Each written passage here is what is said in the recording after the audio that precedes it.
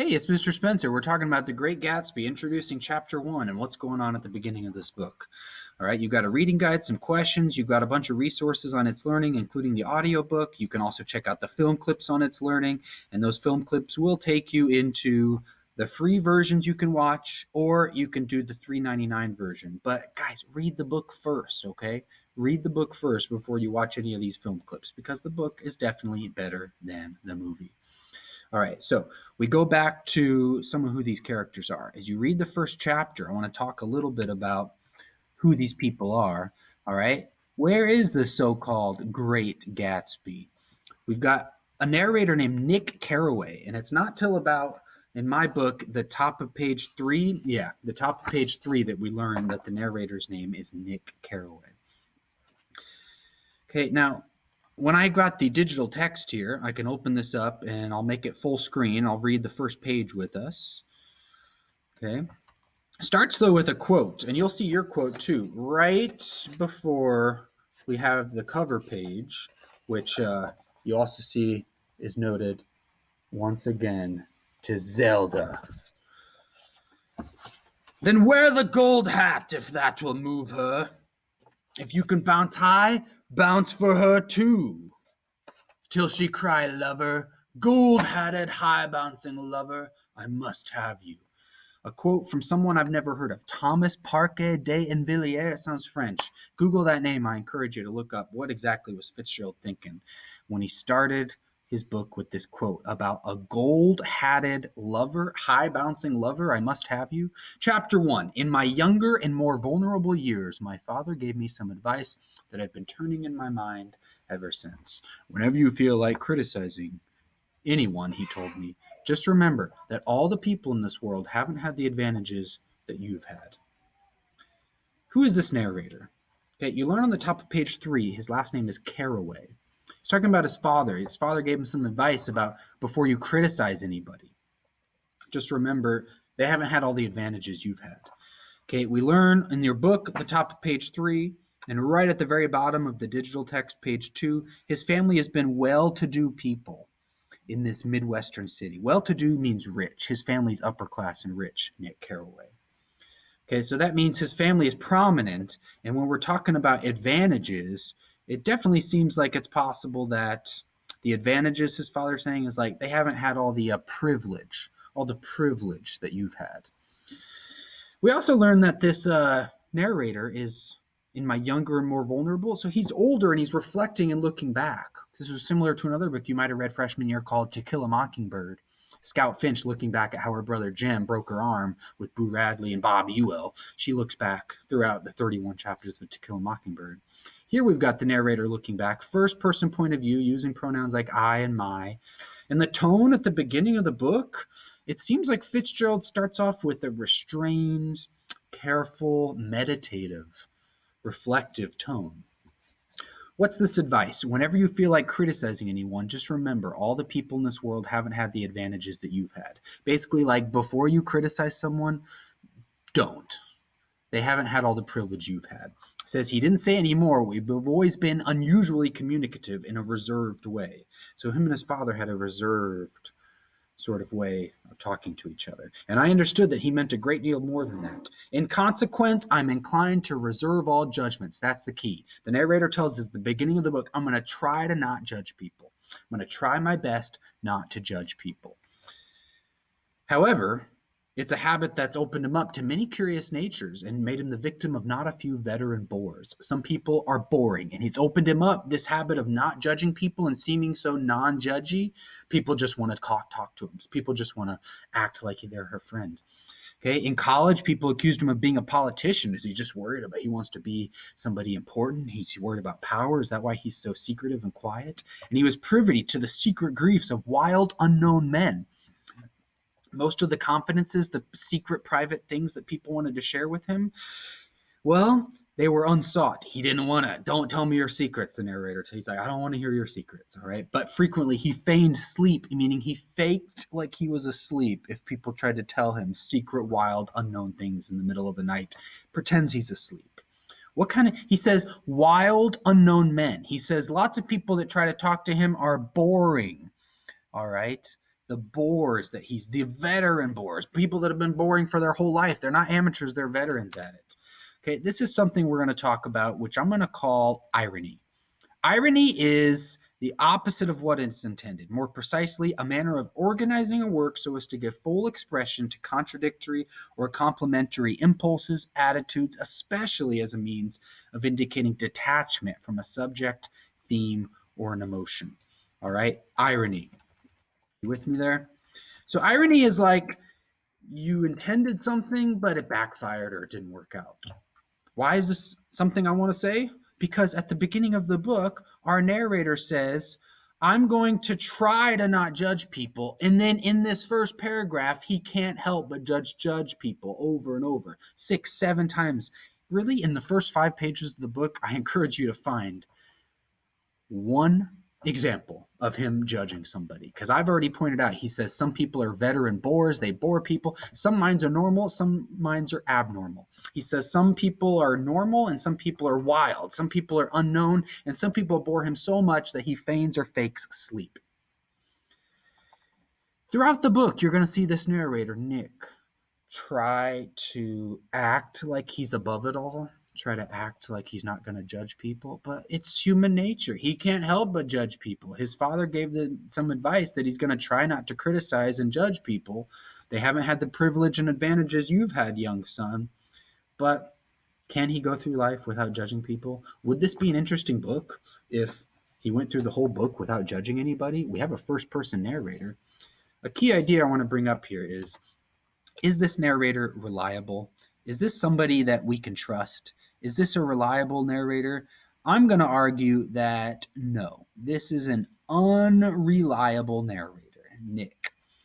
He seems pretty good to us in the first chapter, telling us the story, but overall, it really does appear that we can't trust everything he says. Just because anybody who's going to tell us a story is going to have their own bias, anybody who tells us a story is going to have their own blind spots and things that maybe they don't even realize that they're judgy or biased towards. Does that make sense? Okay, so who are these characters? Okay, I've got Nick Carraway here. In the first chapter, he goes to Daisy and Tom's house. He was old college buddies with Tom, okay, but Daisy and Tom moved to Chicago. Now they're back to New York. Okay, he went to college with Tom, but after him went to Chicago and met Daisy and married this woman, Daisy, Nick is like, well, that's my cousin. So he's going to get back together with Daisy, his old cousin, and his old college buddy, Tom.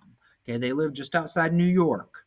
Okay, where do they live? It's a place that's on an island. Okay, the blue here is like the Bronx of New York City's over there, Queens, New York, but they're on a Long Island area where there's a peninsula here where Nick's house and Gatsby's mansion is, West Egg, where all the new people have money. Their parents didn't have money, their grandparents didn't have money, they didn't inherit money. It's new money. But on the other side of this next peninsula, across the bay, there is Tom and Daisy's mansion. Tom and Daisy are old money. Their parents had money. Their grandparents had money. They inherited money where they were born. Tom and Daisy were born with a silver spoon in their mouth. Okay, so Nick goes over in the first chapter to meet Daisy and Tom after many years. He hasn't seen them, trying to reconnect with old friends, and Daisy is his cousin. Jordan Baker, he says, Miss Baker is a famous golfer. She plays golf and she's been on magazine covers. So you're going to meet Jordan there, but Nick is kind of frightened of her. He's attracted to her. He thinks she's quite pretty, but she's super tall. She's super intimidating, and she's pretty famous. She's this famous golfer. All right. So the irony we've gone over, and I want to go over some of these alternate book covers here. You see some alternate book covers here. We've got what looks like a martini glass. It's like an old TV show, Mad Men, this character in a tuxedo falling through the martini glass. It also resembles, do you notice this? It resembles what might be quicksand, like an hourglass, sand falling through an hourglass at the bottom. Alternate book cover here, a woman crying. She's got a beauty mark or a tear. We've got this, an old 1920s automobile, but it's not on a street. It's by a dock with some boats. Alternate book cover here. We got another martini glass, but it's falling over as this man holds it, shadowed in black or white. Wow, this looks like a great little sinful graphic novel. This one shows The Great Gatsby, another martini glass. These fancy people, they must like to drink alcohol. But there's two people dancing on one side with fireworks and partying in the background, and then other people over here. Are they sleeping? Have they fallen over? Are they drowning? Alternate book cover here, a man silhouetted, but I don't see any facial features. Here we've got a man silhouetted in the dark, and there's a green light in the background standing on a boat dock. Here we've got another alternate book cover that was showing a man silhouetted, chandelier. Here we've got the movie poster from the 2013 movie, and that's the painting that was used on the book cover.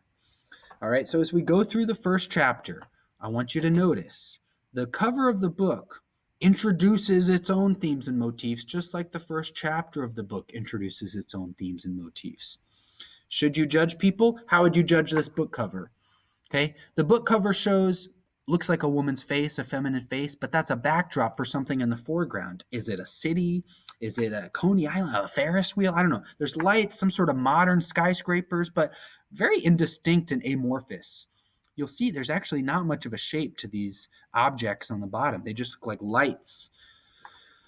Hard to understand exactly what these shapes are, but they remind me of a Ferris wheel or a city that I'm seeing over a lake with the dark blue background. Doesn't look like a sky blue. It looks like an ocean blue. Notice, too, I've got a woman with eyebrows. I've got a woman with a shroud or a hat or a scarf above her head. I've got lips but no nose. Why is there no nose? Can we not smell this? And we've got some sort of beauty mark or tear. I'm not sure. Is that makeup? Is it a streak? Did Bobby Ross drop some painting on this? And in the eyes, look, there's two figures. Did you notice that? Look at your book. Do you notice that? In the eyes, there's two little figures. They look golden. What can we understand from this? The color blue is often associated with deepness or depth, like the ocean. And the color blue is often also symbolized or associated with a sense of sadness, a melancholy, a sadness, like feeling blue. In the music, the blues, music, 1920s jazz and blues started to become more of a thing, invented right around that time with these new rhythms and beats that, especially around Harlem, New York, people are experimenting with. What kind of experiments is F. Scott Fitzgerald doing at the beginning of the book? Okay, where is the so-called Great Gatsby? He's nowhere to be found in the first chapter, except maybe page 21. Look closely on page 21. Where is this so-called Great Gatsby? Why is he so great? Why is the book named after him? Where is he? He's nowhere in chapter 1 that I can find. We just get these characters in chapter 1. Okay, this is the house that Nick lives in. It's a little cardboard bungalow cottage. Okay, he describes that cardboard bungalow in the first chapter. It's basically described, I think, on page 5. It's a little house he rented for not much money. And on page 6, he describes what's going on at this little bungalow. It's shrouded in the shadows in the woods right behind this mansion. This is Gatsby's mansion. So the Great Gatsby is the narrator Nick's neighbor. The Great Gatsby is the narrator Nick's neighbor. But he can't find him in the first chapter. Will he find him in the second chapter? Will he find him in the third chapter? There are 9 chapters in the book. How many chapters will this Great Gatsby appear in? Where is he? The narrator of the book is Nick. The narrator of the book is not Gatsby. Okay, we can see they go to Tom and Daisy's house in the first chapter. So by page 8 and page 9, you see Nick going over to his cousin Daisy's house and his old college buddies Tom. Daisy and Tom are married. And when Nick goes over there, it's just across the bay from where he lives. Okay, so Nick went right across there, but it's 2 peninsulas interrupted by the bay of water right there. Does that make sense? And then we've got their house. This is Tom and Daisy's house, an artist representation right by the bay. It's super rich. It's super fancy. They're super privileged too. Okay, go back to that quote. Can we trust Nick? Whenever you feel like criticizing anyone, just remember, they haven't had all the advantages that you've had. Okay. As we go through the first chapter, you'll see on the reading guide some questions for you. We learn on page 10 that this narrator's name is Nick. And we learn that his first name is Nick, but his last name is Caraway. So it takes you till page 10 and 3 to even find out what that is. Put his advice into your own words. I encourage you to say, whenever you feel like criticizing anyone, just remember they haven't had the advantages that you've had. Before you judge someone, try to think about how you would finish that. And what's ironic about Nick's goal of trying to reserve all judgments, he can't help but judge and form opinions on everything and everyone he meets throughout the first chapter. Ironically, he judges everything. But I wonder, isn't that a human quality? Can you go 5 minutes without judging something or someone? Okay. You go through the reading guide. I'll be here to help you. Send me a message or a question if you have it. And don't forget, you've got the audiobook and the film clips there to help you. Okay, the audiobook, there's a YouTube audio link, and there is also a full file you can download of all the MP3s, or just click each one here, or download them, upload them all to your phone or your tablet or your device. Okay? This is Mr. Spencer signing off.